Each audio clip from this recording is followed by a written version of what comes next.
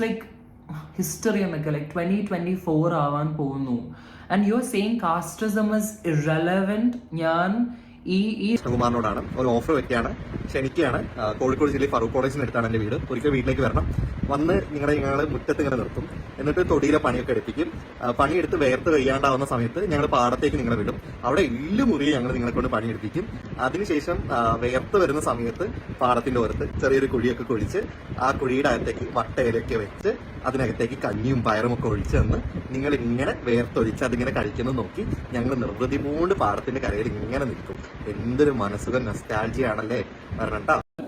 അവരുടെ രാഷ്ട്രീയ പ്രത്യയശാസ്ത്രത്തിൽ കുറച്ചുകൂടി പ്രത്യക്ഷമായി അത് കാണാൻ കഴിയും എന്നേ ഉള്ളൂ. കൃഷ്ണകുമാറിൻ്റെ ഈ കാഴ്ചപ്പാടിനെതിരെ നാട്ടിൽ സാമൂഹ്യ മാധ്യമങ്ങളിലൊക്കെ വലിയ പ്രതികരണങ്ങൾ, ഇഷ്ടക്കേടുകൾ, പ്രതിഷേധങ്ങൾ ഒക്കെ പ്രകടിതമാവുന്നുണ്ട്. സാമൂഹ്യ മാധ്യമങ്ങൾ വ്യാപകമായി അദ്ദേഹത്തിനെതിരെ ആളുകൾ പറയുന്നുണ്ട്. ഇതൊക്കെ അങ്ങനെ എതിർക്കണോ, അദ്ദേഹം ഇങ്ങനെ പറഞ്ഞു പോയതല്ലേ എന്ന് നിസ്സംശയാലുക്കളായ ആളുകൾ, ഒരു സംശയമില്ലാത്ത എല്ലാം ഓക്കെയാണെന്ന് വിചാരിക്കുന്ന ആളുകൾ അങ്ങനെ പറഞ്ഞേക്കും. പക്ഷേ എനിക്കങ്ങനെ തോന്നുന്നില്ല. അത് നിഷ്കളങ്കമായ ഒരു സംഗതി ആയിട്ട് എനിക്ക് തോന്നുന്നില്ല. ഭൂതകാലത്തെ പുനഃപ്രതിഷ്ഠിക്കാൻ ആഗ്രഹിക്കുന്ന, തങ്ങളുടെ ഭൂതകാലത്തെ നൊസ്റ്റാൾജിയെ വീണ്ടും യാഥാർത്ഥ്യമായി കാണാൻ ആഗ്രഹിക്കുന്ന ഒരു കാഴ്ചപ്പാട് അതിൻ്റെ പിന്നിലുണ്ടാവണം. ഒരുപക്ഷെ കൃഷ്ണകുമാർ പ്രത്യക്ഷത്തിൽ അങ്ങനെ വിചാരിച്ചിരിക്കണം എന്നും നമുക്കറിയില്ല. അദ്ദേഹത്തിൻ്റെ ഉള്ളിൽ അറിയാതെ അത് കിടക്കാണ്. അതിങ്ങനെ പുറത്ത് വന്നത് നമുക്ക് ചിന്തിക്കാനുള്ള ഒരു അവസരത്തിന് കാരണമായി. ആ അർത്ഥത്തിൽ കൃഷ്ണകുമാറിനോട് നമ്മൾ നന്ദിയുള്ളവരായിരിക്കണം. എന്തായാലും hi friends, welcome back to my channel. അപ്പോൾ കൃഷ്ണകുമാർ എന്ന ആള് BJP-കാരനാണെന്ന് നിങ്ങൾക്കറിയാം. അതുകൊണ്ട് മാത്രം പുള്ളി പറഞ്ഞു വിട്ടിയ ഒരു വാക്ക് ഇപ്പോൾ സോഷ്യൽ മീഡിയയിൽ വൻ വിവാദമായിക്കൊണ്ടിരിക്കുക. അത് കുറേ ആക്ടിവിസ്റ്റ് എടുത്തിട്ട് വളച്ചൊടിച്ച് വേറെ വകുപ്പാക്കി. BJP-കാരനായതുകൊണ്ട് പുള്ളി പണ്ടത്തെ ഒരു മനസ്ഥിതി വെച്ചുകൊണ്ടിരുന്നു. അത് പുള്ളിയുടെ ഉള്ളിലുണ്ടെന്നാണ് ഇവരുടെ കണ്ടെത്തൽ. അതായത് പഴയ കാലത്തെ സവർണ മേധാവിത്വ മനോഭാവം, ജാതിയിൽ ഉയർന്നവർ താഴേക്കിടയിലുള്ളവരെ തൊട്ടുകൂഴിയ, കൂടാഴിക, തീണ്ടിക്കൂടാഴിക എന്ന് ഒരു പാടകലെ മാറ്റി വെച്ചിരുന്ന ആ ഒരു കാലഘട്ടം പുള്ളിയുടെ പ്രഭുത്വം അത് പുള്ളിയുടെ ഉള്ളിലുണ്ട്. അതുകൊണ്ടാണ് പുള്ളി ഇങ്ങനെ ഒരു വാക്ക് പറഞ്ഞത്. എന്താണ് പറഞ്ഞതെന്ന് ഒന്ന് കേട്ടു നോക്കും. പക്ഷെ അവർ രാവിലെ വരുമ്പോൾ ഒരു കട്ടൻ ചായ എന്തെങ്കിലും കുടിച്ചിട്ടായിരിക്കും. ഒരു 11 മണിയാവുമ്പോഴത്തേക്ക് ഇവർക്ക് പഴഞ്ചോറ് മതി. അന്ന് അമ്മ കുറച്ച് പഴഞ്ചോറ് എടുത്ത് വെച്ചേക്കും, കുറച്ച് കറികളൊക്കെ വെച്ചേക്കും. അന്ന് എങ്ങനെയാ വെച്ചാൽ ഈ പണി ചെയ്ത പറമ്പിൽ തന്നെ ചെറിയൊരു കുഴിയെടുക്കും. ഇത്ര ഒരു 1 അടി താഴ്ചയിൽ ഒരു കുഴി എടുത്തിട്ട് അതിൽ വട്ടയില അല്ലെന്നുണ്ടെങ്കിൽ നമ്മുടെ ചേമ്പിൻ്റെ ഇലയോ എന്തെങ്കിലും എടുത്തിടും. ഇതിലോട്ട് ഈ പഴഞ്ചോറും എല്ലാ കറികളും ഇട്ട് കൊടുക്കണം. എന്നിട്ട് ഇവരങ്ങോട്ട് കൈവച്ച് ഉടച്ചതിന് പക്ഷേ കൈവച്ചല്ല കഴിക്കുന്നത്. ശ്രദ്ധിച്ചു കാണും. ഈ പ്ലാവലെടുത്തൊന്ന് ചുരുട്ടിയിട്ട് അതിലൊരു ഈർക്കിൽ കുത്തിയിട്ട് അത് വെച്ച് കഴിക്കും. സത്യം നമ്മൾ പറഞ്ഞ എത്രയോ വർഷങ്ങൾ കഴിഞ്ഞിട്ടും അവരാ ജോലിയെടുത്ത് വേർത്ത് ഇതെല്ലാം കഴിഞ്ഞ് മുഖമൊക്കെ കൊണ്ട് കഴുകിയിട്ട് കൊണ്ടുവന്ന വിശപ്പോടെ കഴിക്കുന്ന കണ്ടോണ്ടിരുന്നിട്ട് നമ്മൾ വീട്ടിൽ എല്ലാ ഭക്ഷണം ഉണ്ടെങ്കിലും അവർ കഴിക്കുന്ന കാണുമ്പോൾ ഒരു കൊതി വരും. അന്ന് നമ്മൾ വീണ്ടും പഴഞ്ചോറിൽ ഇതുപോലെ കറികളൊക്കെ ഇട്ട് കഴിക്കും.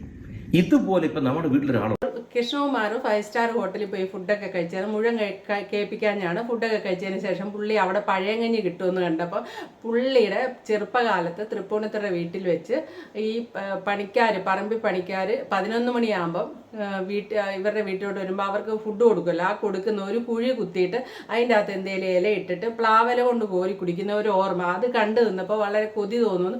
ഒരു നൊസ്റ്റാൾജിയാണ് പുള്ളി പറഞ്ഞത്. ഇതിനകത്ത് ഈ കുഴി കുത്തിയിട്ടിട്ട് ഈ തീർച്ചയായിട്ടും ഭക്ഷണം കൊടുക്കുന്നത്, ഇലയില കൊടുക്കുന്നത്, ആ പ്ലേറ്റ് കൊടുക്കുകയില്ലായി. അന്നത്തെ കേരളത്തിൻ്റെ അവസ്ഥയാണ് ആ പറഞ്ഞത്. അതൊരിക്കലും ശരിയാന്ന് പറയുന്നില്ല, അതൊരിക്കലും ശരിയല്ല. ഇവിടെ അങ്ങനെ നോക്കിയാൽ എന്തെല്ലാം കാര്യമുണ്ട്. ഇവിടെ വന്ന പല അനീതികളും, പ്രവേശന വിളംബരം, മാറുമറക്കൽ, ഇങ്ങനെയുള്ള പല അനീതികളെയും എല്ലാം ശ്രീനാരായണ ഗുരുവാണേലും അമ്പലത്തിൽ കയറാൻ ഈഴവർക്കായിട്ട് അമ്പലം ഉണ്ടായിട്ടുണ്ട്. അങ്ങനെ ഒത്തിരി കാര്യങ്ങൾ അനീതി ഇവിടെ നടന്നിരുന്നു. മാറുമറക്കലൊക്കെ സമരം ചെയ്തല്ലേ. ഇന്നത്തെ അവസ്ഥ മറക്കണമെന്ന് വലിയ ആവശ്യമൊന്നുമില്ല ആൾക്കാർക്ക്. അന്നത് സമരം ചെയ്താണ് നേടിയത്. ഇങ്ങനെ സമരം ചെയ്ത് നേടിയ അന്ന് കേരളത്തിൽ നമ്പൂരിമാർ നടന്നു വരുമ്പോൾ പോലും സാധാരണക്കാർക്ക് നിൽക്കാൻ പറ്റില്ല, മാറിപ്പോണം, കാണാൻ പോലും പറ്റില്ല. ഇതൊക്കെ നമ്മൾ സിനിമയിലാണ് ഇപ്പം കണ്ടിട്ടുള്ളത്. അങ്ങനെ ഒരു കാലഘട്ടത്തിൽ നിന്ന് നമ്മൾ സമരം ചെയ്ത് നേടി ഇന്ന് ഈ അവസ്ഥയിലെത്തിയിട്ട് ആ ഒരു പഴയകാല ഓർമ്മയിൽ ഉണ്ട് എന്ന് പറയുമ്പോൾ ആ ഭക്ഷണം, ആ ഫുഡ് കഴിച്ചതിനെ മാത്രം ഉദ്ദേശിച്ചാണ് കൃഷ്ണകുമാർ പറയുന്നതായിട്ട് ഒരു സാധാരണക്കാരായ ആൾക്കാർക്ക് കേട്ടാൽ തോന്നുക. അതല്ലാതെ അങ്ങേരുടെ ഉള്ളിൽ പഴയ സവർണ മേധാവിത്വം ഇരിക്കുന്നുണ്ട്. ഇപ്പോഴും ആ കാലം വരാൻ പുള്ളി ആഗ്രഹിക്കുന്നു. ഇങ്ങനെയൊക്കെ എങ്ങനെ വളച്ചൊടിക്കാൻ സാധിക്കുന്നു എന്നറിയത്തില്ല. റിയാസും അങ്ങനെ തന്നെ റിയാസിൻ്റെ സ്വന്തം ചാനലിൽ ഇട്ടിട്ടുണ്ട്. അതുകൂടാതെ കുറേ ആക്ടിവിസ്റ്റുകൾ പറയുന്നുണ്ട്.